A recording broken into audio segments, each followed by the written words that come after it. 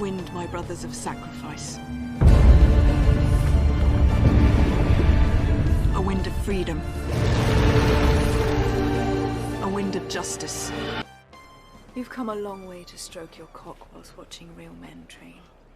Welcome to The Good, the Bad, and the Sequel, this movie podcast where we're typically doing it in two parts, but this is a special episode, and we had to do a sequel that fit what this episode is. It's our 300th episode, which is pretty darn exciting, and for it, we're covering the sequel to 300. Do you remember the name of the movie? 300 Rise?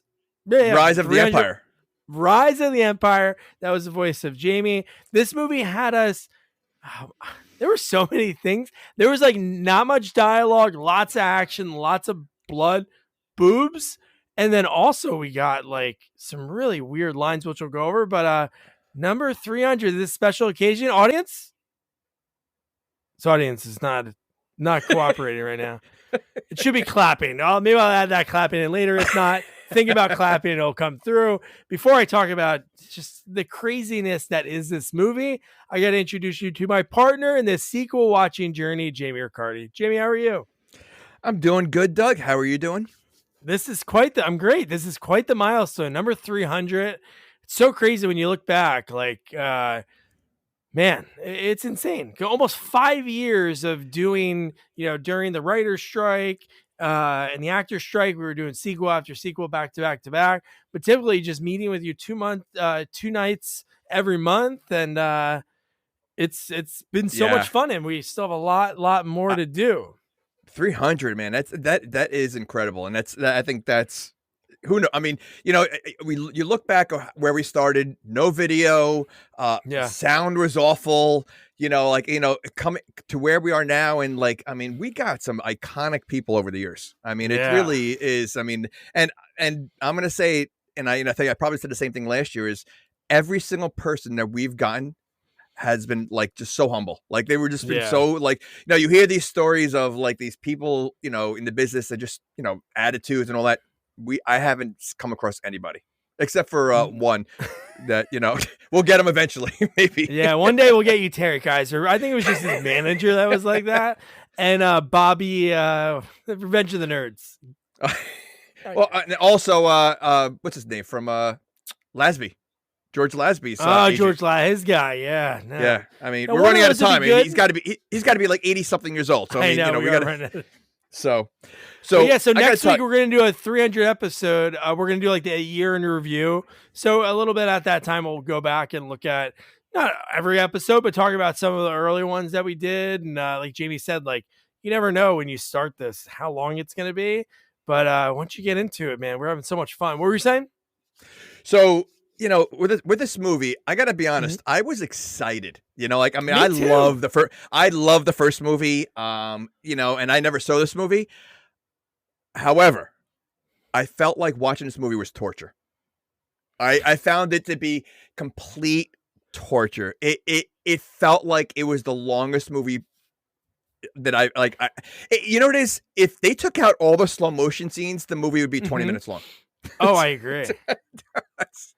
I enjoyed some of that part, but the thing for me was they were able to do enough dialogue to let us know what was happening and all the interactions, but it just didn't seem like, I don't know, it just seemed there wasn't that many characters that spoke. I think 5 people spoke in the entire movie, and that's including a narrator. So I mean, and honestly, I really don't know what's going on in the movie. I don't understand the full plot. It was hard to hear a lot of the dialogue because of the sound effects and music in the background, and it was honestly it was like a hard movie to watch for me. And I stopped it a few times, and the slow motion in the first 300, it was like something you'd never seen before, and it was great. It worked. Here's an example of trying to take what you have in the first movie and then just overdoing it. I mean, slow motion falling into the ocean.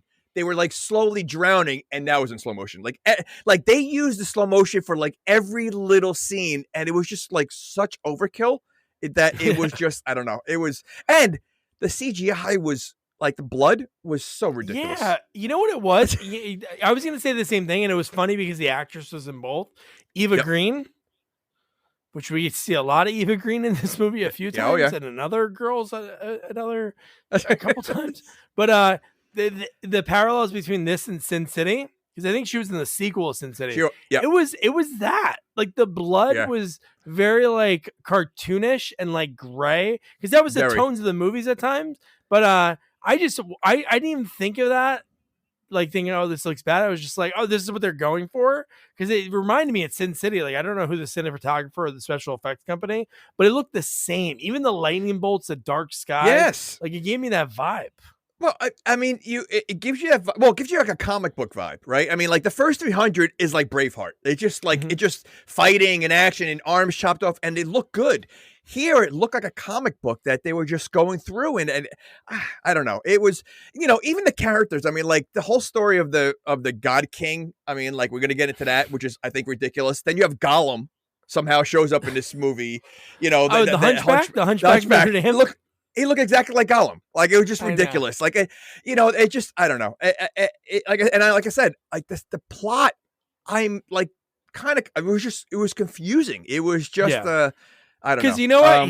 Here's the question. I'm not a history major, and I thought I was pretty good at history, but I don't remember much of this. All I know is a lot of times when I look at the trailers of these movies, the comments are like, "Oh, this movie rules," or "This one sucks." This one had so much love.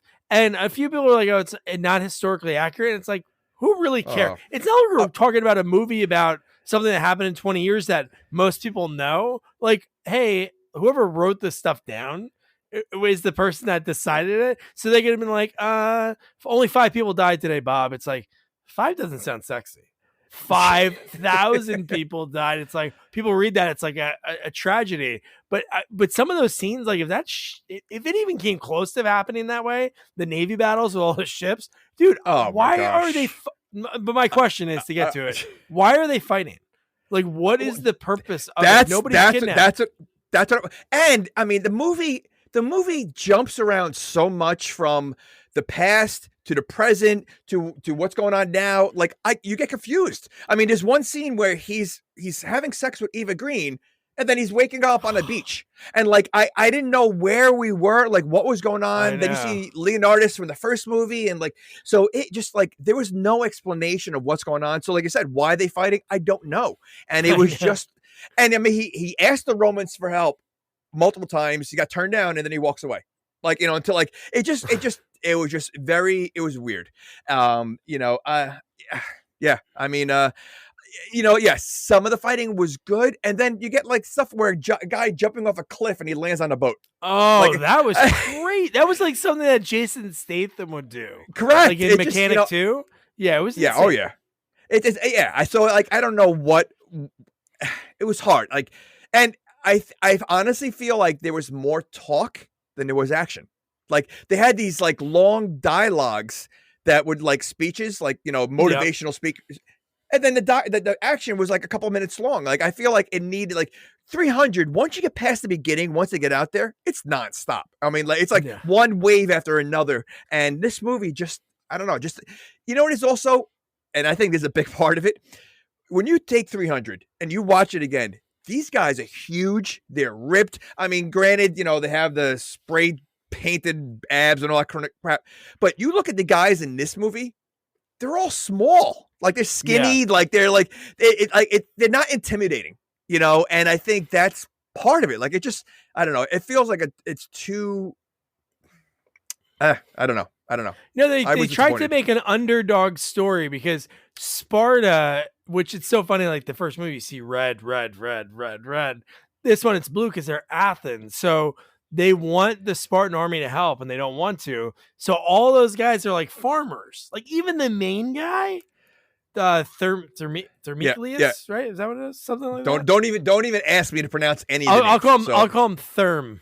I'll call him Therm. That's easy. So like Therm, he is like a farmer, but he's a really jacked farmer that knows how to do a lot of stuff because he knows the plans. He has like this vision of like you're not a farmer and then a general at night. Like you're not a general on the weekends. Like, hey, you know what? We should fight there. We should stop him over there. I gotta go back to my crops on Monday. Like, that's what this guy was essentially doing, which was like, no, of that course. was kind of ridiculous. Well, look at his speech in the beginning of the movie. The people that were surrounded by him, they were all like old and out of shape. Like, there wasn't like, it was just, yeah. And it's funny, like when you look at them, like in the beginning of a scene, again, they're all ripped. You can see like the 8-packs and and then as the fight goes on, their 8-packs are slowly gone. But I guess the makeup is like leaving because literally like they look very different from the beginning of like the battle to like the end. It's like, all the makeup that they had, is gone.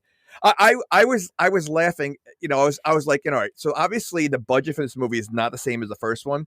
And there's tons of slow motion. What if like they didn't have the budget enough for like the slow motion cameras and they told the guys, all right, everybody has to move. Everybody has to move in slow motion for all these scenes. Think back to your acting school, method acting. You're in molasses. Because literally every scene has a slow motion scene. Like every whatever's going on, and then there's another slow motion scene, and it's like it's ridiculous. And it's like you said, it's what they did then. It was the slow motion to the speed up, back to the slow motion, like when they jumped off the cliff onto the boat, which like 200 yards down, which they'd be dead, and he's doing that super fast and super slow. Yeah. Like I said, even falling in the water when there's an explosion, they're drowning in slow motion. Like it was just like they just threw in slow motion like every couple of minutes. They're like, all right, we're due for another slow motion, and they did that. The other thing I was going to say, and this goes on throughout the whole movie, their aim with a spear and arrow is ridiculous because it's not like I can when you watch the Olympics, they're a decent space from the target and where they're aiming for. They're on a ship in the middle of the ocean shooting how many miles away, and they land exactly where they need to land. Like their aim is crazy. And I wonder if back then were they that good? Like were they that good with arrows, or was it all luck? Like if like you shoot up in the air and you're hoping it's gonna land on someone. And there was no TV, there was no entertainment. That's all they did. They shot arrows. That was their hobby. Hey, what are you gonna do today? I don't know. I was gonna look at the sky or shoot an arrow. Oh, shoot an arrow, and then that's how they got better. But no, that perfect for the start of the movie. Which again, it's gonna be hard. Not hard to talk about this movie. It's gonna be more like there's not too much goes on. It's like you said, dialogue, like a long fight, long dialogue, a little fight. So right in the beginning, we get Therm, and there's like a battle going on because we get right into the movie. And we get Lena Headley like in a flashback, which is so cool that she came back to this movie. Not saying she's at the point like because Game of Thrones started in 2011, so maybe it was in her contract that she had to do the sequel. But it's cool that she came back, and she's awesome. Absolutely, she's so great and she's narrating the whole thing. I mean, she's such a badass. So I was surprised at how badass she does become later on. Like it's ridiculous. Yeah. But yeah, like it starts off kind of like a mini flashback, I guess. And then it goes right into a battle right away, like as she's narrating. And I mean, again, it's the battle, like it started off good. So I'm like, all right, if the rest of the movie is going to be like this, it's going to be pretty cool. I mean, there's a part in here where a horse stomps on a guy's face. Yeah, like the horse that has a lightning bolt in there's a lightning bolt in the horse's eye and a reflection from the sky. I mean, so like it was cool. But so here's a question I have. These guys don't believe in armor. Like, they go into battle, right? And not for nothing, the armor saved this guy's life because the arrow hit him in the helmet, right? So clearly that was insane, that part. So what does he do? He takes his helmet off afterwards. Like, I know. So like they don't believe in armor. Like they go out, they're almost basically in their underwear. Like they're basically in underwear and they're running around there.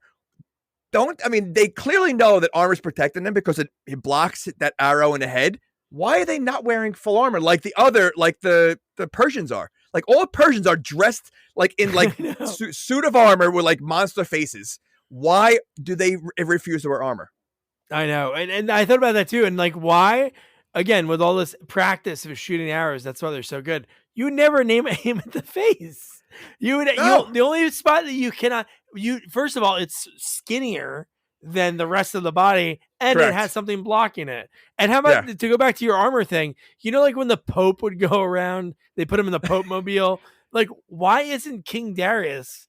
Why is he just standing on a ship by himself with no bodyguard in front of her? Nothing. He's just standing there, and he basically sees Therm pick up the arrow and shoot it, and somehow, through all the winds that are whipping the ocean, that's what I'm talking about. How far? and not to mention that the rest of the people, for the most part, are wearing armor. So why is the king? You would think the king of all people would be the most, filled with armor, so protect them the most, right? And he's not, and he wouldn't be in the front. Like, he would be in the back. You would have a scout in the front. Like, you wouldn't need the king all the way in the front where he's open for anyone to kill him. And clearly, he does that. I mean, ridiculous. But yeah, and again, the aim. Okay, so even before he shoots that, here's another big question I have, and you see this in a lot of movies between, say, The Patriot, Last Samurai, Gladiator, whatever. When they're going these big battles and everybody's swinging axes and swords, how do they never hit their own people? Oh, yeah. I mean, it's literally a battle royal. Like, I mean, it's not like there's like a wave of everybody just keep going. Like, everybody's swinging all over the place. How do you know? Like, you see someone behind you, you quickly swing, and you're like killing your second in command. Like, it's impossible to realize who you're fighting. Like, I would think if I'm in that situation, I'm just swinging all over the place. If you're in my way, you're gonna get hit. I mean, really. Hold out like the axe or the one that has a spike ball in the end. The mace, and just run around, like twirl around, and or like at least like or say, all right, guys, let's all wear yellow, like, so it really stands out, and this way we can see who's on our team. Because once you start battling, everybody looks the same.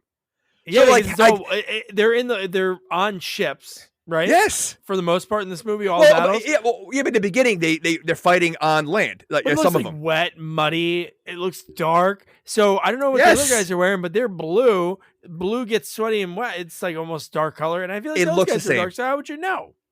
So I wonder, like, in Civil War, when they were in the Civil War, like, did we kill our own people by accident? I mean, like, there's so much chaos surrounding you. You have to think that there's going to be a lot of like people on your own team are going to get it by their own people. Like, it has to. Like, it's just too chaotic. All right. But they wore different colors during the Civil War, but I bet it sometimes it'd be like, wait, what's their logo? Like, trying to see the logo on they their do hat. wear different colors, but at the same time, like, think about it. Like, you don't know at what direction someone's coming at you, right? So you're going to be on guard the whole time. So, like, I don't care if you're in the corner of your eye. I mean, you play laser tag. Like, you want to shoot your own people all the time. Like, I would be terrible in the military because I'd be shooting people that they sneak up on me. I'm getting nervous. Yeah, I mean, not on purpose. I'd just be too antsy. I'm sorry. I killed everybody in my platoon. They scared me. They moved. Hey, Jamie, you want some coffee? Oh, sorry. You startled me. But we even skipped it, and it's in my notes. It's like the third note.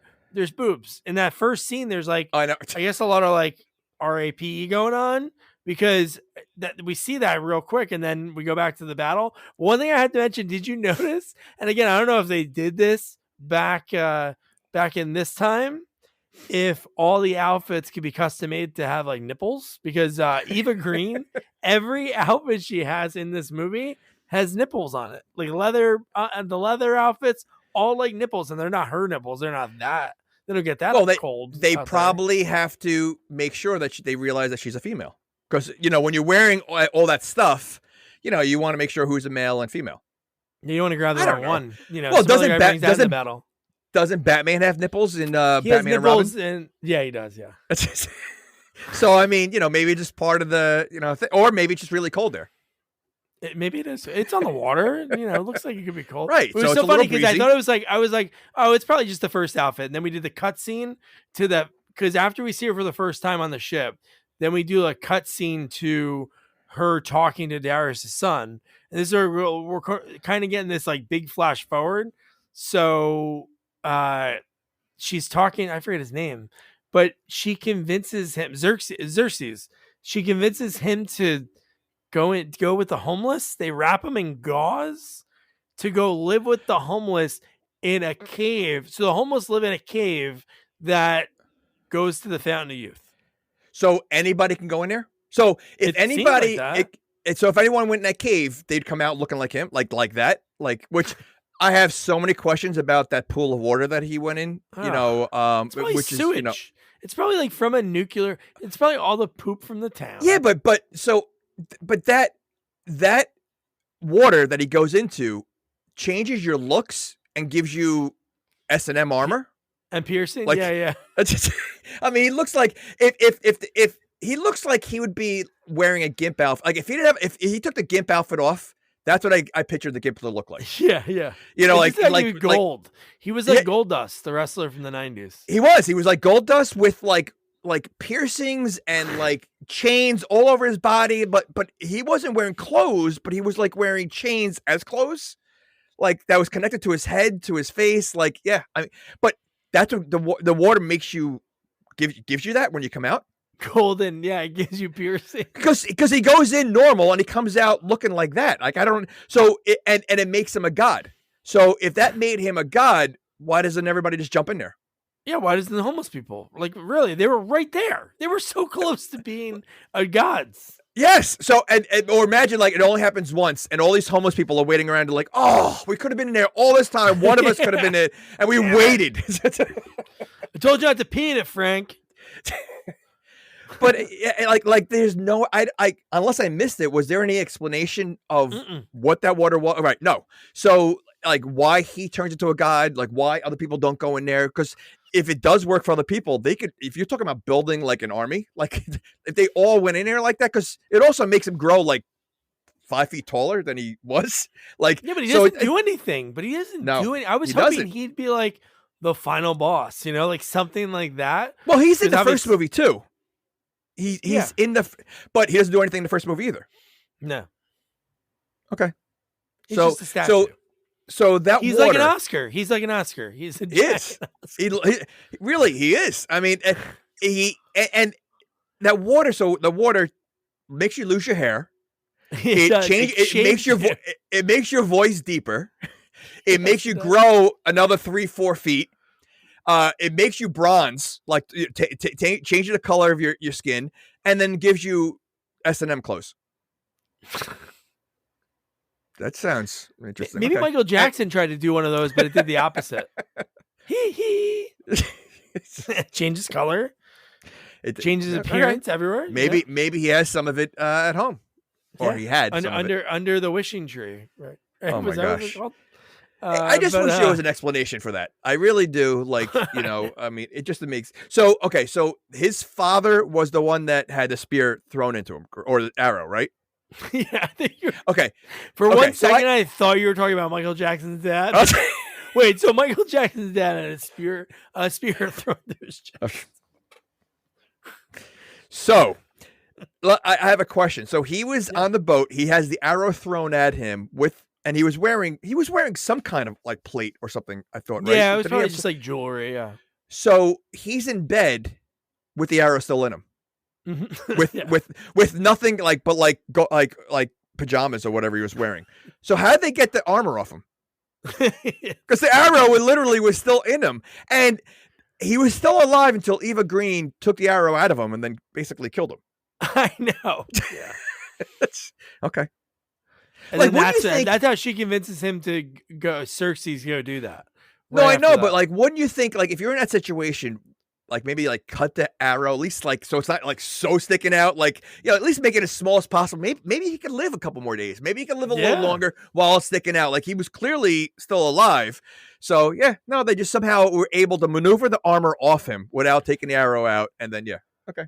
And then she ruins the whole thing. These guys are moving and like pivoting a couch, going up to a stairwell in an apartment, and she comes in and goes up.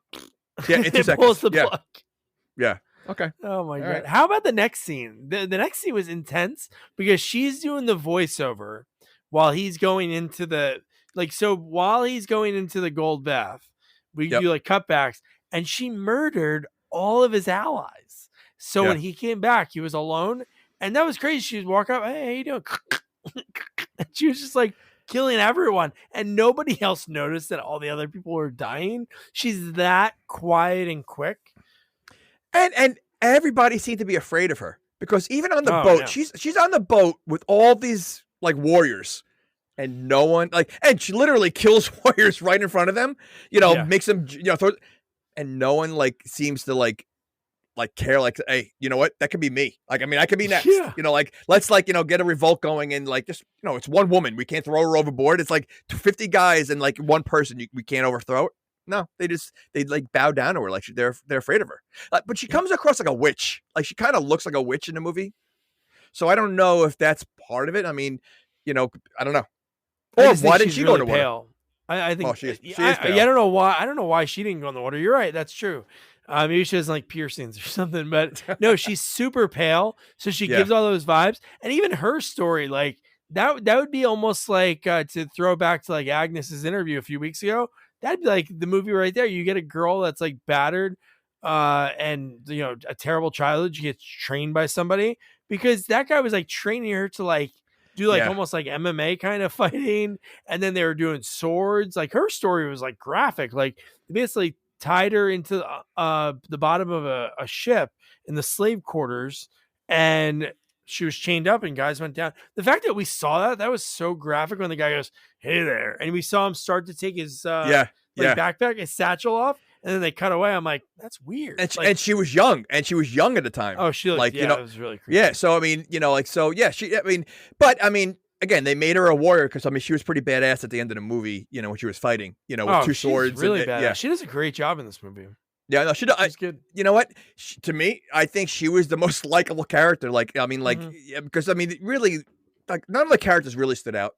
And I feel she's the one that stood out the most. Even though she was bad, I felt she was the best character in the movie. Yeah. So one thing did you notice that there was kind of a weird word used a lot in this movie? A word that sticks out in your mind? No. So I'll play a clip. I only have one of the clips from later in the movie, but it happens during the next scene. It's when all the old guys in the robes are fighting, when they're trying to decide what they're going to do, if they're going to fight again. And that's when Thurm gives his speech. But before that, one of the old guys shouts out, shut your cock up. I'm like, and he says another thing, but then the queen has a line later in the movie, and this doesn't work. I'll make sure I add this in, but it's pretty wild. You've come a long way to stroke your cock whilst watching real men train. That's a lot in this movie, that the line is, yeah, did you come here to stroke your cock to watch these men train? And you're like, but the fact that the old guy is shut your cock up, and I'm like, maybe that was maybe that's something that you know what? I would almost feel weird saying that to a guy. So, it doesn't go. I think I'd rather say your ass stinks. Yeah. Your ass stinks. No, it goes back to the guy who wrote this story down way back in the day, when he added a couple zeros to the death toll. Maybe he really heard the guy say, "Shut your ass up" or something, and he's like, his ass is fine, cock. You have to think that they spoke like that. I watched I forget what's the Western that was on HBO, Deadwood, and the amount of cursing they do in that movie, in that show, and you wonder, think about it, even back then with the Spartans, and a lot of drinking goes on, a lot of partying, so you would think they probably did curse like that. Just I don't know if they said it like that, but I'm sure they probably spoke something like that. Yeah, well, all those criminals, for the most part, criminals were the ones that were in those old West towns. So they were on the run. The people that were families, for the most part, and settled down. Even when you watch those old Western movies, there's not a lot of families in towns. It's usually drifters, people alone. So yeah, all those foul mouth guys, in Oblivion 2, just living in that alien Western town. Oh my gosh. Just saying whatever they need to, Yeah. So let me ask you this. So these Spartans, or the Greeks, both. The Athenians. These are the blue guys. Correct. So again, we talked about, they're all in ridiculous shape. Now, back then, there were no supplements. There were no gyms to work out. How do you think they all got ripped like that? Back then? Again, all they ate was meat, and it wasn't, I don't know. If this is accurate of even Vikings, all these guys that were like I wonder if like all of them were big like that. Like, how did they get that big? Are they like bench pressing like horses? I'm surprised there's not a museum or a documentary on that, because that'd be great. Like, that would be the next fitness trend. Like, train like a Viking, and it's like all you do is like you bring the people to your house, and it's like, yeah, they used to pick up sticks and put them from that side of the yard to the other side of the yard, and then they did that over and over again. But I don't know, I guess like picking up boulders like that guy that was on like those strongman competitions. Okay, I assure you, if I picked up boulders and sticks, I wouldn't come close to looking like that. If that's all I did, it just looks ridiculous, because they all look like they could be on steroids. They're all huge and ripped, like no body fat. So it's just funny. Like, you make you think, like, how did they get like that? Like, what did they do? The more same thing. Go back to the guy that he had the artist draw the pictures, and it's like, all right, this way. Whoa! Why is his belly so big? Because his belly's big. Oh no, rip him up. Give him a 6-pack. Throw another line, a little 8-pack there. But no, you're right. Yeah. It's so funny. That's something that I'm serious. Even like hundreds of years ago, like during the 1800s, I've never seen it. I've like been to a museum and they're like, oh, this is the first barbell. Like, what were they doing? Well, it's funny that, and if that's the case, if they were big like that, then what happened that changed that? Because there were years where, like, think about the first Superman, right? Like George Reeves.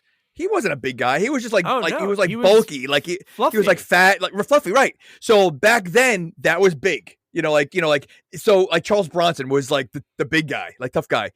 So what happened from like the Spartans of being like massive like that there's a time that everybody just started getting out of shape?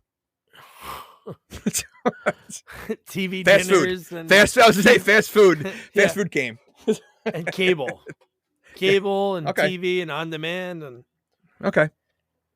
All right. I got a little belly right here with me. So then Thurm convinces everyone out of nowhere, which was he gave a nice speech, but everybody was so like vicious towards each other. Again, they're farmers. They're, the blacksmith. They do jobs like that.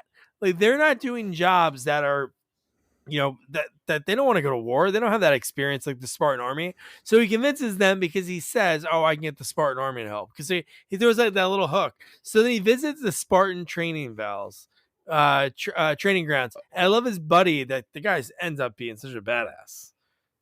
But was that where the guy was getting beat up? Is that the scene where he came over? No. No. That is when he's getting beat up. Yeah, the training. I mean, like, how is that train? Like, is like, I wonder if, it's almost like gang initiation. Like, if like today's world, if you're going to join a gang, you got to go in like a bull in a ring, and you just got to get your butt whipped.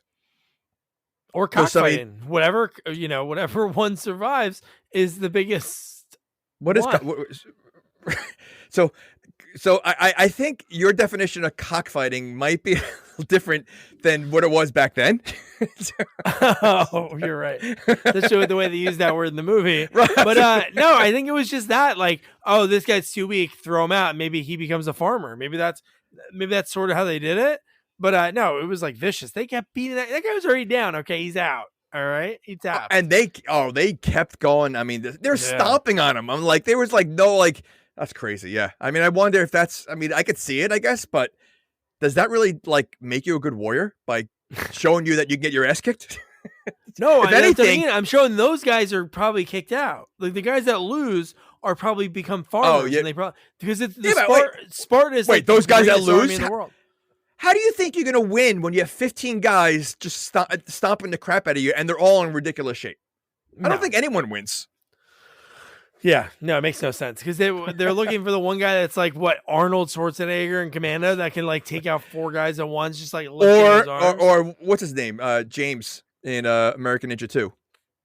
Yeah, when you hear the bowling pins and when he throws everybody. Good old Steve James, yeah. Steve James. Insane. Yeah, like yesterday or the day before was 30 years ago he passed. It's insane. He should have been that guy that was doing it until even now. Like, he could still be doing stuff. He definitely would have. And that's, I think his last movie that I saw was I'm Gonna Get You, Sucker. He played The guy. Oh well, that was 89, 90. No, I know. He did American Engine 3, and then he did the one that we covered. That was his last movie he ever did. Blood Fist 5 was his last movie ever. He died like 3 months afterwards. Wow. All right. And he was the bad guy for once. That was a very rare bad guy role for him.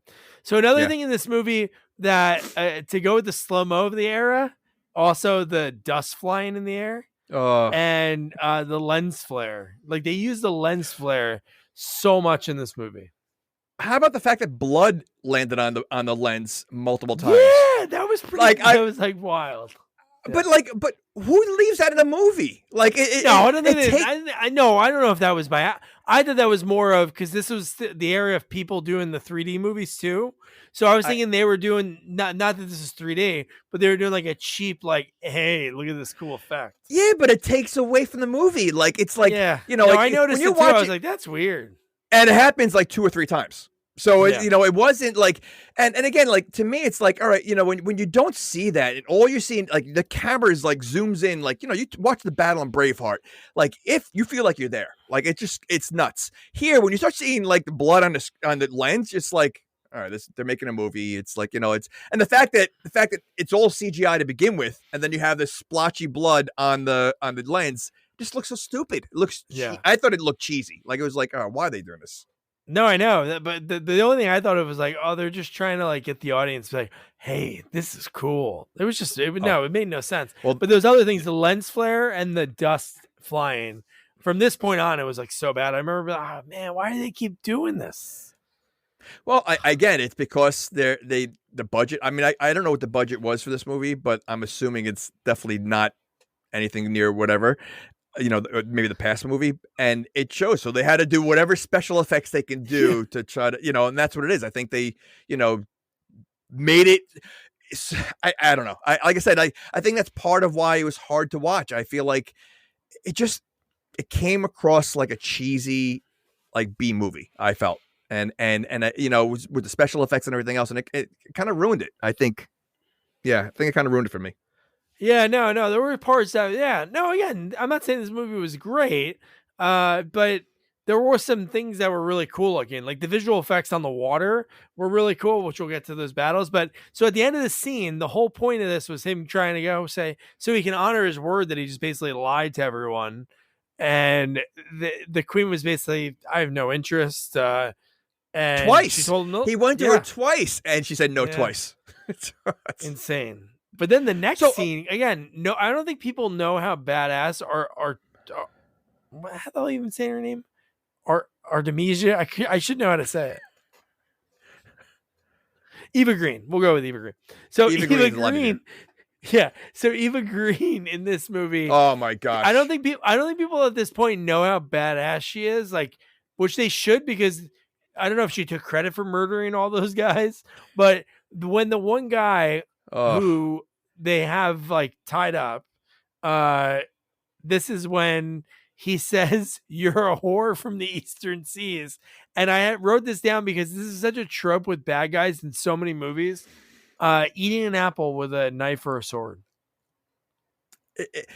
It's supposed to make you look tough, I guess.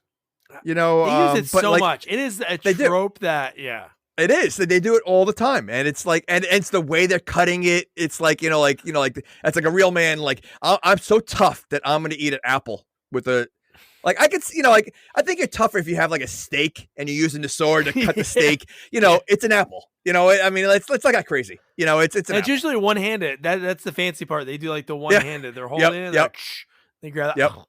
I don't know what I'm going to do with you. See, I'd rather, to me, I think it's better to see him grab a whole, T-bone and just eat it out of his hand. Like, that's tougher. You're eating an apple. Like an apple's not like a tough food. So it's not really that intimidating. What's a tough food? You said a steak is a tough food? Like a steak. If you have a full steak in your hands, no utensils, and you're just ripping it out of your mouth and ripping, that's tough. An apple, An 86 ouncer. Make sure you have all the grizzle. That one. That'd be funny. It's just like dangling there. It's like, dripping all over. It's all over. See, when you take a bite out of the steak, it's dripping all over your face. You might get, if it's rare, you get the blood. That's not that tough. Oh, yes, sure it is. It might be tough looking. You're like a barbarian. Messy. Then you're like, Sebastian napkin. Oh, listen, if you get a juicy apple, you're going to be messy. It's, No, but if I'm going to be no, apples are the bottom of the food chain. Okay. I'm trying to think what would be like considered a tough food. Okay, in Shoot 'Em Up with Clive Owen, he's eating a carrot. He eats carrots. That's not tough either. Like that's worse than an apple. I think if you're eating a carrot, it's definitely worse than an apple. Like I don't know. I mean, I don't think there's any tough foods. I think the whole like when it comes to like a rich villain, when they're eating like very fancy food, if they're eating like king crab, but it's still that's messy. I don't know what would I don't know. Intimidate me if I walked into a room and there was a turkey leg, henchman. a turkey leg. Maybe. Like again, it's like a little bit more barbarianish. Yeah. But I would and then say he hits you with it. See, there you go. Or he just starts biting on the bone. See, like there's options. Like a carrot. See, I think that's number one. Yeah, something with a bone like that isn't too messy. No sauce. No sauce. Yeah. Plain. Oh no, you can't have sauce on it. A little dry but rub. apple is like just it's too just I don't know. Apple's a little wimpy. It's so weird. And I like apples. Don't get me wrong, but it's not intimidating. Oh, good. The apples are about to turn off the podcast. There's an apple driving, and then Oh man, we're good. We're good now. Yeah. So from there, what she does is insane. She cuts a man's head off, and she kisses his head, and the head looks great. Like I don't know if that's prosthetic or it's like CGI, but it looked really good. But okay, so what was she trying to show there? That she's a pervert? She's insane. She's a pervert and she's insane. Like this girl, we have to do whatever she says because she seemed really calm, and she flies off the handle so many times in this movie, and each time it's like they upped the previous one. But see, now it would have been funnier if like you see a scene later on, and then you see the bed in her bedroom. Like the head in the bedroom on the bed, just like she carries it around with her everywhere. Like in Sharknado, the last Sharknado. They walk in, oh, Miss Green, I'm sorry I interrupted you. How'd this get here? She's cuddling with it. Oh my gosh. She has leave it on her belt. On a broom. Yeah. Yeah. I mean, again, like she and it wasn't like a peck. Like she made out with the dead head. She did. The dead head. So that's she was dating her Grateful Dead fan. But no, it was just so I'm like, whoa, this is insane. Yeah. Like, she's crazy. She's really she is. Yeah. And the next scene right from there is when she sniffs out. This scene was wild. Like this guy's badass. I really like this character in this movie. I forget his name. But the one that had the son. That joined. Yep. Dude, when he gets sniffed out of being the spy and he admits it and he kills everyone, and then, then he just dives right into the water, and then you get, like you said, this is one point they're not good at the arrows because they shoot a million arrows, none hit. Not one hit, but they can hit. First of all, the fact that the rest of the movie takes place in the ocean makes no sense to me. Like if it like so. Greece is going there to attack the Persians. Why are they attacking on sea, knowing they have all these boats that, like, the whole army? I would assume attacking on sea is very difficult to do. Like unless, I mean, the only other thing I could think of is like, all right, they're attacking one boat at a time, and the other boats can't really shoot too much because they're gonna hit their own people because. The boats are too. I don't know. I just don't know. Like, what isn't it better to sneak on land than go out there in the ocean? Like, I don't know. I think no matter what, I wrote down. Could you imagine if there was no guns or bombs or missiles or anything?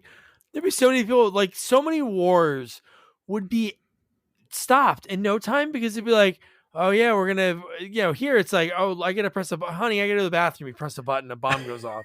Something like that. Back then, it's like. Yeah. Oh shit! I gotta walk 17 days to go meet these guys at this tree that we're supposed to battle for. Ugh! And then they don't go. Not to mention, they use their boats as a weapon and ram it into. Yeah. Right, but how do you know your boat's gonna survive? Like, what if your boat you ram it, and all of a sudden the boat is the one that starts sinking? You're like, oops, well that didn't work. That happens. The whole front of one boat falls off and all the guys fly off it. I'm like, well, you knew that was you wouldn't brace yourself. I know seatbelts weren't a concept, but like hold on to the Oh railing. yeah. Oh, when they go flying, it's ridiculous. Yeah, I mean, yeah, and they caused that. Well, didn't they have the rope they were holding on to? I'm sure there was something they were holding, but there were so many guys that flew. I'm like, all right. No, there's a scene that they have the rope that they all grab, but it clearly doesn't work because they all go flying anyway. Yeah. But and they lost the boat. So like now what? Now even if you survive the crash, okay, now you're floating in the middle of the ocean, and like surrounded by 75 boats. What do you do? You're gonna get hit. One boat is gonna hit you in the head, and you're gonna die. Ridiculous. Yeah. Yeah. and then right from this, he gets back the traitor, and then we see his son, and his son wants to battle, and then the next day, because he goes, I'll talk to him. So could they have made the son more wimpy looking? He was like, when he's talking, first of all, he's small. He's like he's not as tall, and he's like a skinny dude. Like he's like, it just like they could have made him a little bigger. I mean, he does do some battling later on, but yeah. He looks like Lip Gallagher. I bet you Lip Gallagher auditioned for this.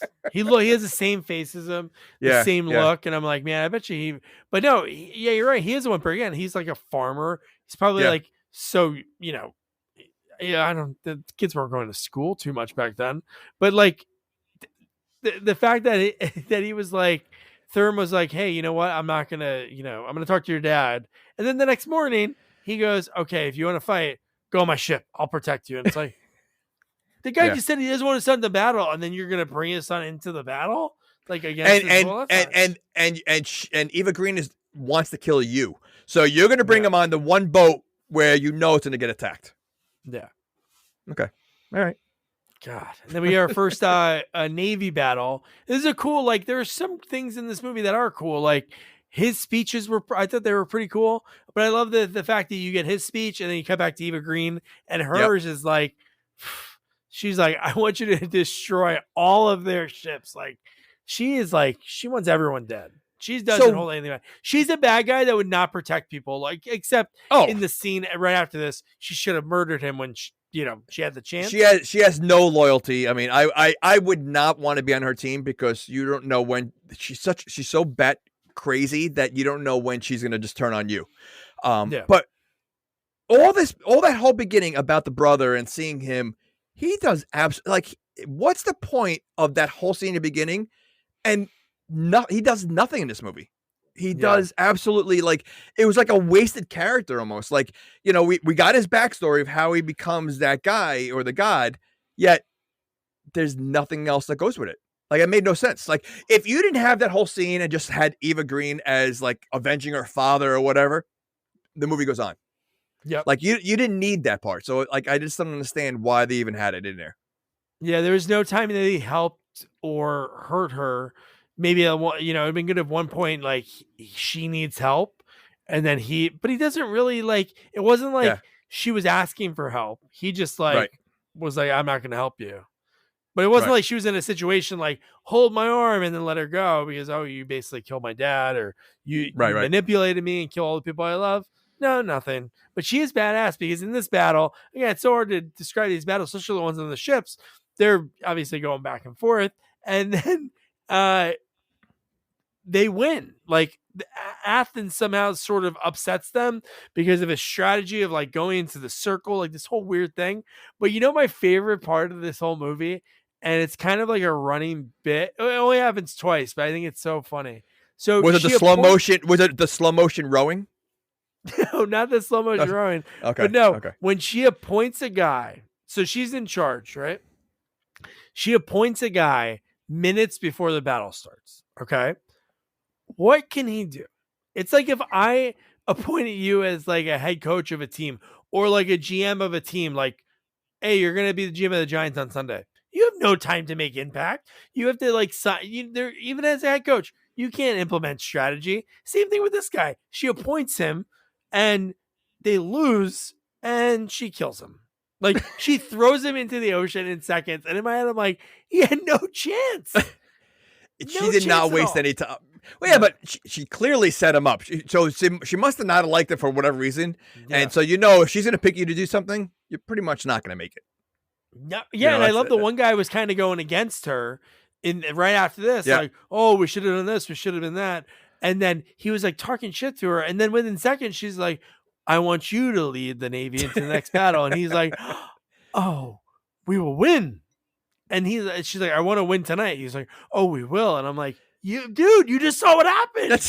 Saw something you have no control over. It's not like it's not like you'd be like, hey, ship 14, we got to go after ship 27 on their side.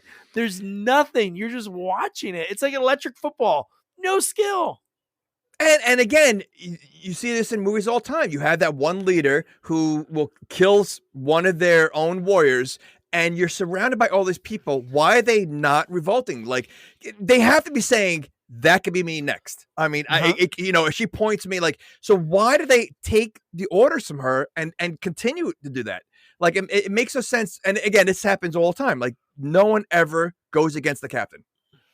Yeah. Like, they're afraid. The sick thing is, I think no matter what, everybody wants to do that. So then if four of them get together and then they have to decide who's going to be the new one. And then once they're like, hey, you know what? Let's draw straws. The one guy who wins. Oh yeah, I'm it. And then like a week later, it's like, he sucks. Let's kill him. And then it's three guys doing the same thing. So no, but they could have easily done that. Or I'm thinking like, they're all discussing it, but no one believes that anyone's really going to do it. So then when the one guy goes, all right, charge, and like everybody else behind, and the one guy runs forward, and he's the one that gets killed. And you're like, he gets caught. Good thing we did. Yeah, stabbed. So there's probably overboard. So there's probably no trust there. That's why like they're afraid. Like it's like the prison escape, right? Everybody has that idea, but who's really going to do it? Yeah. So I do like when the guy's doing the report again. How quick can they get this information without cameras or microphone, something? He's like, I think we've lost, because he goes through the numbers and he's like 15 ships fully destroyed, 25 this, and how many in total? And she's like, and he's like 75 lost ships. I'm like, how do you replenish that? Yeah, it's well, how do you know though? But how do you know? I know. Is there someone like keeping track? Like like his job is only to keep track what's going on somehow, and that's it. Like it is, it's ridiculous. He's a counter. He's looking in like a big old telescope, and he's like, 1, 2, 3, 4. Oh, that one moved. 1, 2, 3, 4. Which is so silly. So let me ask you this. So back to the rowing that I was talking about before. So they had a guy that was whipping the rowers, and again, you see this in movies as well. Wouldn't that weaken your rowers? Like if you're constantly getting whipped, like I would think that would do the complete opposite. Like it's only going to slow you down because people can start getting hurt. They're not going to be able to row. They're in pain. So how is that helping? That's not motivating.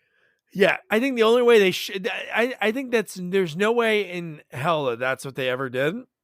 I'm sure they did. Maybe when somebody stopped doing it, they whip them, and then the people keep going, and then it's make an example of them. Then whip. Yeah. Right. So I think, okay, you take the one person that's slowing everybody down and then whip him alone. So everybody watches and they're like, all right, we better haul ass because I don't want to be next. Fine. But if you're whipping them as they're rowing, I can't see that being motivating. Yeah. 100%. Okay.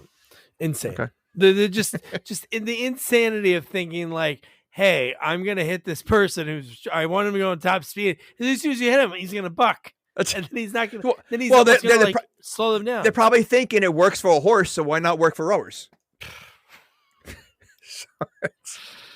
Nay. Oh man. And speaking of horses, by the way, that might have been the dumbest. Like I there's a lot of things that are dumb in this movie, but to bring a horse on a boat and ride it, I mean, like, doesn't that kind of, I always feel like that makes you a easy target. I know you're going to trample on some people, but like you are like, they all have bows and arrows. I mean, you are higher than everybody else, but like you're riding a horse from one end of the ship to the other. Yeah. I mean, like, yeah. And then you jump in the water with the horse. It's so ridiculous. So like, why would you bring a horse on the ship with you? Like, it makes no sense for a battle. It's so dumb. Oh my God. But the next scene is one we have alluded to a few times already. The not infamous, but because we're talking about it so much, when they jump off the cliff onto the ship, onto Eva Green's ship. It was a high cliff. This was not a low cliff. It was ridiculous. Yeah. You got broken legs landing. So yeah. Okay. Oh my God. And then what's his name? He's like a WF wrestler in the scene, Therm, because he's so badass. he is like he is going after, he sees like the bigger guy far away. That's like, I guess, like sort of like in this scene, like the main bad guy. He's like going through boom, boom, one-on-one, like taking all these guys out. Then the last guy, he's like kind of having like a little battle with for a second. And then he chops the guy's arm off and his leg off. Like, whoa. And he split him down the middle. It was insane. Yeah. It was insane. No, he hits him right in the middle of the head. In the head split. Yeah, he sliced him. Oh. Yeah. Well, it reminded me the one part, because he not only chops his arm off, he chops his leg off too, I think. Yeah, because arm. Yeah, he turns him into a mat. Because it reminded me of Holy Grail when he chops his arms off, his leg, and I'm like thinking, because the guy was hopping for a second because he had one leg and one arm. I'm like, oh my gosh. Yeah. No, it was kind of like so silly. And then here's the most ridiculous part of the movie. And I don't know if this has ever happened. I don't know how this can happen. I know obviously in war, you want something from a war. So even nowadays, it's like two countries will talk on the phone or meet, and they'll be like, here's what we want. What do you want? To go back and forth. But the fact that this all happened, the Athens army, who's like, a rag'em tag'em bunch of farmers, took out 75 ships of the Persian army. So Eva Green, there's one ship close to them, right? And a little like dinghy boat comes out, and the guy walks up and is like, Artemisia would like to meet with you. And it's like, I'd be like, why would I do that? I would be like, let me send the lowest guy in the totem pole. He can go over the information. No, let's send the guy that's basically like the hero of our team, the best player. Let's do that all by himself. Well, that's the thing. Like, and again, it goes later on. Also, is like, and again, you see in these movies, how do you trust who's going to shoot or who's going to stab or what? It's like, like Face Off when they have the guns to each other's heads. Yeah. Like, I don't want to be in that situation because it's like you're waiting for the first punch before you can throw a punch. How do you know then it's not going to, she's not going to stab him in 2 seconds? Yeah. Like, and even at the end of the movie, they both have their swords to each other. Like, what are you waiting for? Like, because all it takes is one person to do the move and it's over. Yeah. It's like so much, and it happens all the time. Like, I would never trust anybody. Like, this whole time they're trying to kill me, but now it's okay. Now that I know they're not going to touch me when I go there. It's like that weird Batman and Joker dynamic that they talk about in The Dark Knight. Like, they could kill each other, but they need the other person. Need each other. That's what their conversation at the end of the movie was for a second. She's like, we're the same. Well, but they are also sort of lovers, aren't they? Or like, I mean, like, I was that a one-time thing? I don't know what that was, because was that a dream? Because he did wake up all battered on the beach, right? Yeah. No, it seemed like it could have been, but the best was like you said, I'd be so cautious. Like, I wouldn't like. Of course, I'd be looking behind me. I wouldn't like. I'd make sure she doesn't have any weapons. But she gives him wine, and for a second, I thought he was going to drink it. I'm like, are you going to drink this right now? How do you know it's not poisoned? I mean, like, 100%. That's God, but they're like, within seconds, she wants to have sex. Like, she's all over him. And then they're doing all she's had is a head for the last, like how long. So, I mean, she's kind of desperate at this point. Can you imagine that scene? Like, he wakes up in the morning, like, and the head's in the bed. And she's like, sorry, we got a little crazy last night. But it was just so ridiculous, because even when they're you said you wanted a little head. Oh, that's great. But the fact that like they're like having sex, okay, and then they start fighting. Oh, I was gonna say, like, is that and they were turned on by it. Like, they seemed excited by it. And it was like violent fighting. Like, like at any point, it looked like one could stab the other. Like, that's how it got. Like, and they seemed to like it. Like, that was choking weird. Her, like choking her. I'm like, oh, he's choking her, like, because that's what they're into. It's like, oh no, he's like choking her to hurt her, and then they're fighting. And you know what? That was so funny, because the other guys who are like her main guards, I guess, that are like the ones that are loyal to her. Those people that wear like those funky metal masks. I'm like, they're listening to this. They're sitting there and hearing like grunts and things slamming all over, and like they're probably just like, oh, she's getting it on again. Or you couldn't imagine like, oh no, they're sex fighting. Well, the worst part I thought was that she gets him arrested or grabbed by the people, but she didn't let him get changed. He's still naked. Like they grabbed him with no clothes on. Although I think he had like his helmet covering himself or something. Yeah, he was covering himself with his helmet. Trojan man, right? That fits. That's how they figured. That's how they got the name of the brand. That's it. See, one thing you never get in movies, and maybe because this is totally different, but like you had like doggy style they showed and her boobs, and I'm like, this is like weird. This is like Skinamax-esque. Like this is like bizarre to have that graphic of a scene in a movie like that. Of course, it was awesome. It was fine. Eva Green. I was gonna say this movie I feel like it needed it because during this time, like you would think this is what probably happens, right? And the fact that all you see is what, hundreds of men with no shirt on fighting. So you needed a little girl, something. Why not? I mean, you have guys with no shirt on. You might as well have a girl with no shirt on. Yeah, equal opportunity. Yeah, even the odds. Yeah. One girl with no shirt on equals 100 guys with no shirt on.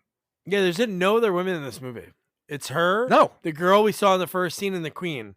And how about the reason why she wants to kill him and then calls for the guards was because she asked to join him while they were in the middle of doing it, and Correct. He told her no, and it was like the third time he said no, and then she was gonna chop his head off. Like she was like in seconds gonna do it, and that's when the guards come in, go in, take him out. So they took him out naked, but he had his clothes on later on. They put his clothes on. Okay. He didn't drink the wine. It would make sense if he drank the wine, but he didn't drink the wine, so he just fell asleep. Or they beat him up that bad. You know what? He was jacked up the next day. That's true. He was all bloody, yeah. But they just left him on the ocean, like on the beach? Yeah, I guess so. Because he woke up on the beach because then he walked up. Right. Like, oh, you had a night. Yeah.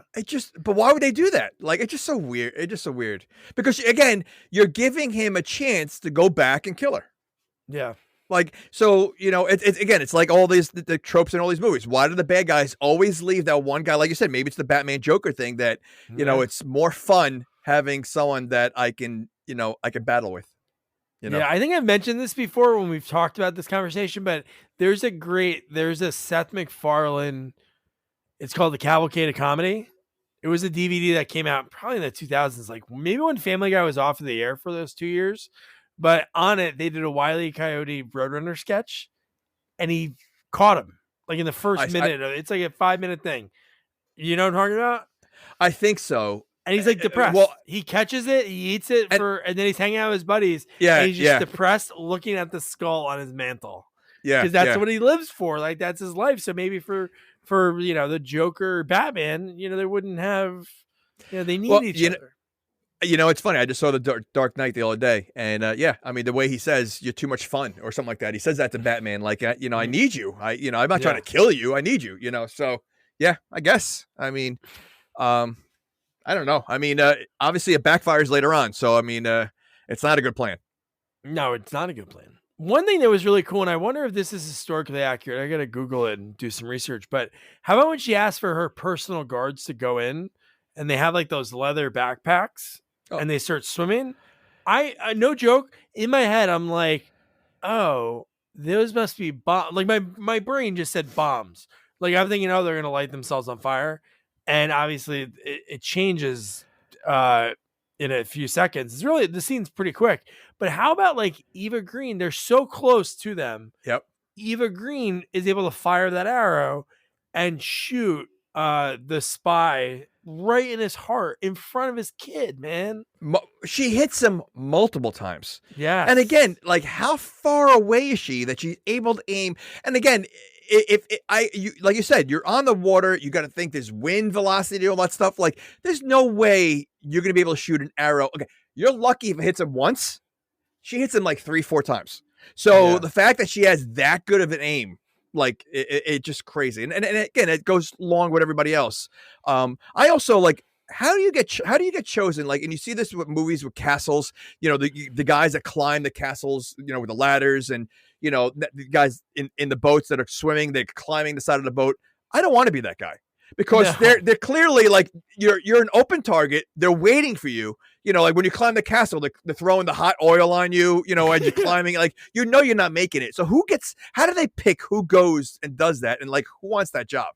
The craziest and the worst people. I would say you have to put your worst people in that job, because most of the time they're going to get swords to the head while they're climbing up. Of course. You know, you know, the first few will, and then there might be that one guy that is able to maneuver his way on there and then distract everybody. But the first few are goners, without a doubt. Yeah.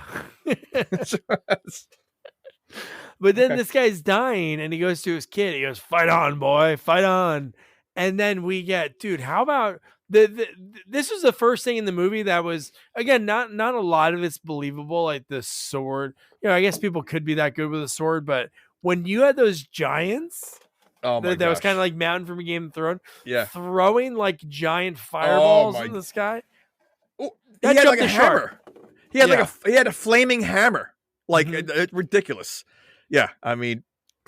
So stupid. Like that sort of like jumped the shark. Because not saying this other stuff was like historically accurate, but I could plausibly in my head say, that could happen. This could happen, but this isn't a thing. Okay. First of all, you assume that hammer is super heavy, and how far is he really going to throw it? Oh yeah. You know, and you're on a boat that's probably rocking a little bit. Like there's no way. Imagine like it's so heavy that when it lands on the wooden ship, it's gonna go right through the floor. Like what if he doesn't like throw, like he slips and like his own ship can get the hammer right Eva to the Green floor. in the head. Yeah. But again, another great arrow, right? Right? Wasn't it an arrow? Another arrow. Arrow that went even farther than the one that killed Darius in the opening scene. And shoots him, and then the guy basically, because he shot him at the right time, that he was in mid spin for the throw, and then he had to drop the rock, and then he basically burns himself. Like that was it. Yeah, no, it was I wanted a little bit more from those guys, because they were so different than all the other ones, so like I wanted to see a little bit more. But it's the weird thing about this battle was was that the oil or whatever that was leaking from the ship, or was like or the gasoline, or was that blew up later on. No, what blew up was those kamikaze guys. They had the leather backpacks filled. But the whole water was filled with that oil that was coming out of the ship or something. Oh, I don't remember what was coming out of the ship, but I know those guys had explosives and gasoline in their bags. So when Eva Green did the flaming arrow and shot him, and you saw it go into him, because the guy saw him climb up, Therm saw him climb up, and he like walked towards him, and he's like, "Off the ship!" As soon as it hit, the arrow hit, and then everybody jumped, and then obviously most of them didn't make it, because the whole beach was bloody, except him and his buddy, who he's known his whole life. He's like, "We're farmers, man. We're just farmers. We shouldn't be doing this." Crazy. Oh my god, man, that was insane. But then we get the Hunchback. We meet the Hunchback, who works for the so weird, gold, but so weird. It was like what was the point of making him a hunchback? First of all, the big guys were like the things in this movie.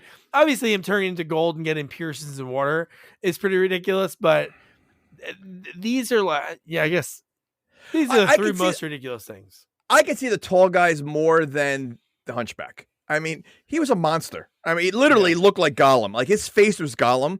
But like he looked like a turtle. Like, he had like the big, I mean, like it wasn't just a hunchback. It was like he looked like a Ninja Turtle that would if you took the shell off the turtle, that's what he looked like. Yeah. I really kind of look like Sloth too from the Goonies. He had such a creature looking face. He did. It was ridiculous. Yeah. Because so weird. And then they used Sloth to get information, because they send Sloth to Therm. Correct. So Therm, after he talks to Sloth, he goes to visit the Queen. And this is like this is the second time the Queen says no. Yeah. Yep. And then does anything really happen with the Sloth Hunchback? No, no, nothing. He's out of the movie after this. So then what's the point of making him a hunchback and looking like that? Like, it could have been a regular person. It could have been like an older person who's not a warrior to be like, that sneaky guy that just, you send as your messenger. That would work. To make him look like that, it just like, again, it becomes silly. Like, it was just a silly character to have in this movie.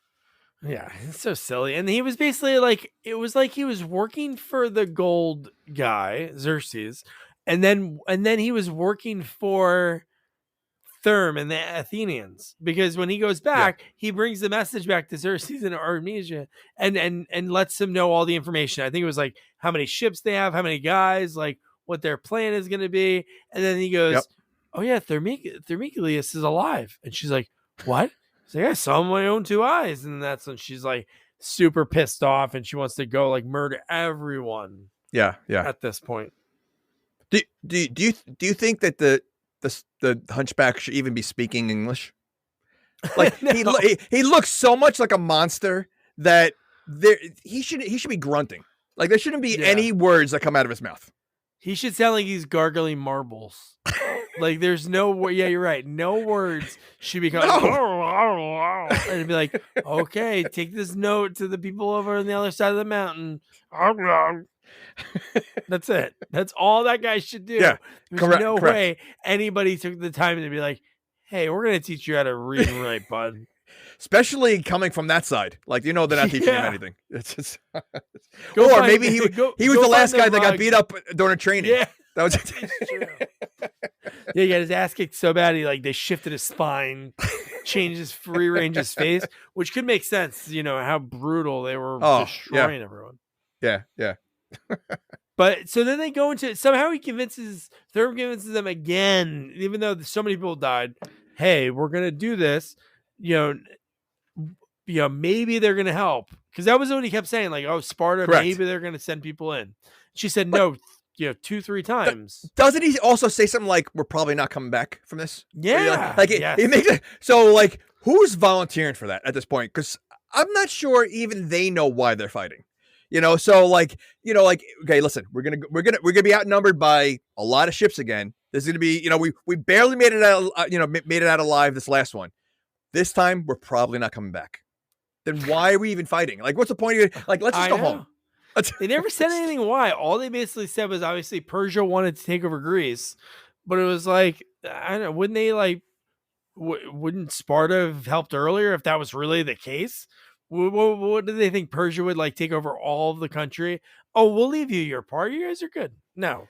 This would have been better if it was the Romans, because the queen wants revenge on her husband that died from the Persians. That storyline would have been better. And now you have a reason why they're fighting. Here, I just don't. Again, I don't understand you already in the first movie you already saw the odds, right? It was 300 versus how many, and you know what? They almost beat the odds, but they didn't. You're gonna try to do the same thing in the second movie with Greece? Yeah. It makes no sense. Like, I think a revenge factor would have been a better way to look at it. Yeah, they made a bunch of sequels after this, and it was 300, and they never make it. They never.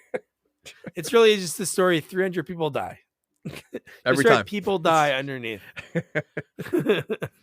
So I did like the makeup was pretty badass. It was very. I wonder if Zack Snyder wrote and produced this movie. I wonder if he was a fan of Cobra Kai or Karate Kid, because they had that skull makeup from the Halloween party. But what was the point of that though? Just battle yeah, paint? Just battle stuff, I guess. Yeah. Okay. They look like the Cobra Kai. I was trying to figure out what I've seen even these tribes. You see the movies with when they have the cannibals. They usually paint their face like that. But I just didn't again. But that didn't fit. It doesn't fit the spirit of what the movie was. It just didn't make sense that they would do that. Yeah, and especially at this point, there was such a heartfelt moment. It was kind of silly to have him in makeup when you had this moment, because he said, that's when Therm said, oh, your father's last words were that you deserve to have a seat at the table. And that was pretty emotional, but you look over, it's like if he was dressed as a clown. Halloween, yeah. And why for this battle but not the other battles? Why was no one? Oh no, I don't. You know what? I think you explained that a few minutes ago, and it makes sense now. They were basically talking about they're going to go in and most likely die. So they're not going to come back. So you might as well die with like makeup on, look like you know. Listen, if we're gonna die, we might as well just do. They each have like a different face, like a different makeup face. Yeah. This is how I want to go out. Yeah. But yeah, so then we get to this battle. This is where Artemisia, she's like super jealous and she wants to get in on the action because she's watching and she's like almost like tapping her feet or tapping her fingers, like she's bored. And then she gets in there. God, she kills so many people. She splits a guy's head in half. She is just insane. Really, it's insane. Yeah. What she does. And I love the setup of them battling because they're both battling on opposite sides of the ship. Then they lock eyes. I was gonna say, it's coming. Yep. Yeah, dude. Yeah, but see, no, this is the scene where it's like, all right, they have a good battle back and forth once they get to each other, but then there's a few points where, like, again, he's got his sword at her neck, her sword's at his neck. How do you know? And they're like in a stalemate. It's like the John Woo stalemate that happens in like a lot of his movies. Yeah. But how do you know? Like at what point, like, do you know? I could trust her that she's not going to slit my throat right now. I know. Like you have to just like, again, it's so weird. And then you get a line that I never thought I've ever heard in a movie, because most of the time in movies you never get like, man versus woman fight scenes. But when she says you fight much harder than you fuck, that should have been the line that made him like slit her throat. That's not nice. That's not nice. That was a very awkward night for me. I haven't slept in days thinking about like what we did, and you're gonna bring it up right now. Or I had a battle beforehand. I mean, I'm tired. I mean, yeah. The moon was so. Oh, I didn't mention that. How large was the moon that night? The moon's never that large. It was like it took up the whole screen in the one part. I'm like. You didn't also talk about the eels, the massive eels that were in the movie swimming around, which did they serve any purpose at all? Now, were they real? Like that was another element that was like was fiction. Like a lot of this movie you could believe, but the fact that you're right, the giant eels with like the hairs coming off of them. Yeah. But nothing came out of that. Like the boat exploded. I mean, I know we're going backwards. The boat exploded. They're again, slow motion drowning in the water. The eels are swimming by and nothing else happens with them. Like they don't come into play later. The eels like ate two people and then fade to black. And then we went to seeing all the people dead on the beach. But you're right. That would have been good in the final scene to get one of those come back, do a little Beetlejuice action and eat her. Like the sandworm. Oh, yeah. Yes. Yes, see, that would have been good. Like, either come through the boat or come on top of the boat and grab her. Fine. Otherwise, yes, they ate two people in the ocean, but that's it. Like, it didn't come into play. Like, they didn't need to have them. Like, they were drowning anyway, so half those people were not going to make it. So to bring monster eels in, again, served no purpose at all. And did they bring them in? Or did they just happen to be there? No, they were just, bring them in. They were swimming in the ocean. They were in the middle of the ocean. I don't know if the Persians had them on like a leash under the ship and, okay, guys, come on, go play. No, I think they were part of the ocean. I don't think the Persians had them. Imagine if that was in the ocean. Oh my! I'd never go in the ocean. I would never go in the ocean. I don't like the ocean now. I don't like small eels. Okay, so if I saw a small eel, I'm not going in the ocean if it's near me. Let alone ones that look like a monster, like that. No way. Yeah, okay, frightening. And then right at this point, the queen shows up. Her navy's ready to go, and then all in Greece combined, they surround the Persian navy. And again, he's useless in this whole movie. The gold bald god. Yeah, he's just sitting there watching. That's it. Like, okay, he's a god who's like, again, a big guy. Why is he not fighting with them? You have Eva Green who's attacking and doing. Why is he not helping? He's a pacifist, maybe. I don't know. He just watches the whole movie. Okay. Even in the opening scene, he wasn't out there battling. He was in the back of the ship when his dad got shot. So he wasn't even near the battle. Like, he wasn't even watching the battle. He was in the back of the ship. Correct. And how about Eva Green, the way she goes? Because again, he was going to let her go. This murdering woman that could like She basically went from a peasant getting, RAP'd on the bottom of a ship. She gets out of that situation. She like learns to be this epic fighter. She becomes number one in an army. The king dies. Did she see the boats coming in? Did she see the Roman boats coming in? I think she saw them, right? She saw them coming. She did, but he was like going to let her go. No, I know, but he was going to let her go. Yeah, but she realized, listen, it's over. I mean, when anyway, the amount of boats that came in, she's like, all right, it's done. So let me try to grab this sword before, which she really, you saw her looking at that sword a few times, or the knife on the floor a few times, like he was going to let her grab it. So, I mean, I think she just decided I might as well go now because who knows what they're going to do to me if they get me. Yeah. That's another thing in so many movies is like, don't grab that gun. If you grab that gun, I have to shoot you. It was like that same thing, but and everybody takes that chance. Everybody takes that chance, even though I would say 9.5 out of 10 times it never works. Yeah. Oh man, what a rough. And so the queen gets there. Why again? Just like the king before. Why is she? I mean, she's clearly a badass, but she's putting her life on the line. She's like she's literally the first one that jumps on a boat, I think, and starts like fighting. So, Oh yeah, she's like, told you, she's like bored. She looks like she's watching everybody else fight. She's like, screw it. But why though? Like she, I mean, like again, she's the queen. Like she could die. Okay. Insane. Yeah. No, the queen's badass. No, there was a lot of, and then from here, we cut to the credits so quick, and we get so Black Sabbath War Pigs playing really loud, cutting back to action for a little bit, and then mostly credits the rest of the way.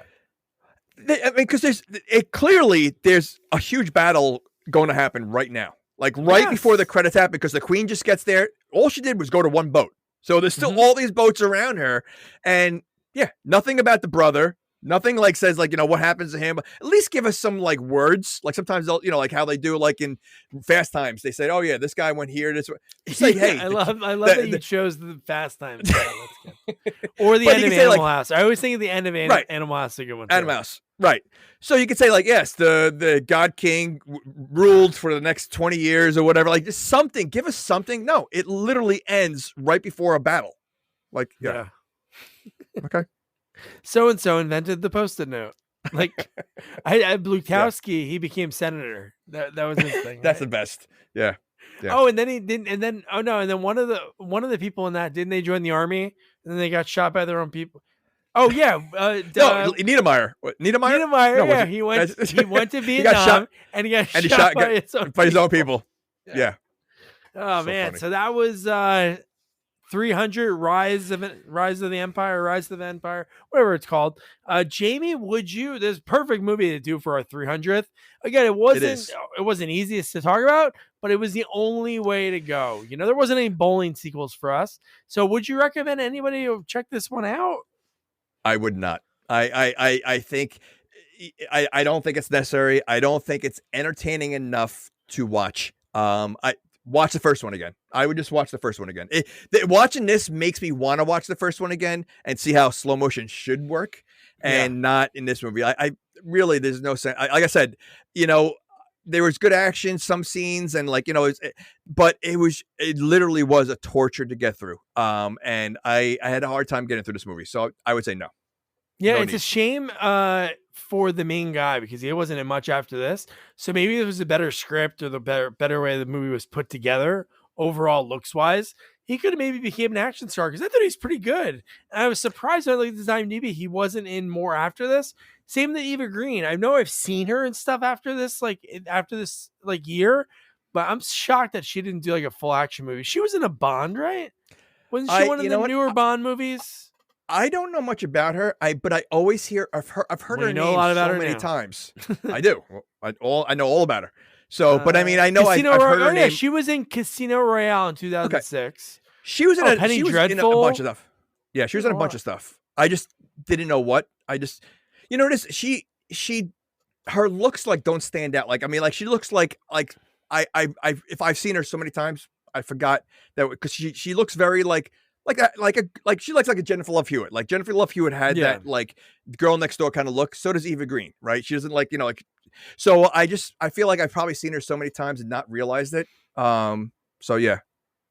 She's not in a lot. First big movie was Kingdom of Heaven, and then She was Oh, that's what Casino the Royale. guy from Pirates, I think, Kingdom Heaven, right? The Jude Law, right? What's his name? No, was it? No, it's the guy that's married to Katy Perry. Oh yeah, what is that guy? Orlando Bloom.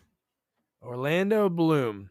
Yeah, so she wasn't in much, and it was shocking because she was really badass in this movie. I'm surprised she wasn't in an action movie right after this. She was in Dumbo. I never even saw that. Jesus. I did. Yeah. But yeah, so that was 300. Next week, finish the year off right. We've been doing this we didn't do it every year, but definitely in the last 2 or 3 years, me and Jamie will do a little look back. The timing of it being 300 is perfect too. So we'll talk about a little bit of not all the 300 episodes, but mostly 95% of it is going to be talking about, the year in review, looking back at sort of an odd year for us because of the writer's strike and the actor's strike. So we did more sequels. So we'll look back on some of the, highlights from some of the interviews. We'll do our Mount Rushmore of, best sequels, best characters, worst sequels, whatever else we can come up with. And it'll be a lot of fun to look back at this year because it started off with a bang, really. Started off with Lethal Weapon 3 at the beginning of the year and some amazing interviews and a lot of fun stuff. So, and one thing we're going to have to talk about, too, that I'll have to drive Jamie crazy with is this. Oh, my gosh. We're going to have to talk about that. I'm going to play this while we're playing this out. So, I don't know if I can turn this down. Oh, I can. Perfect. So, don't forget to review, rate, share our podcast. Follow us on all social media at Sequels Only. And don't forget to check out our website, sequelsonly.com. Good night. Good night. Good night. Good night, guys.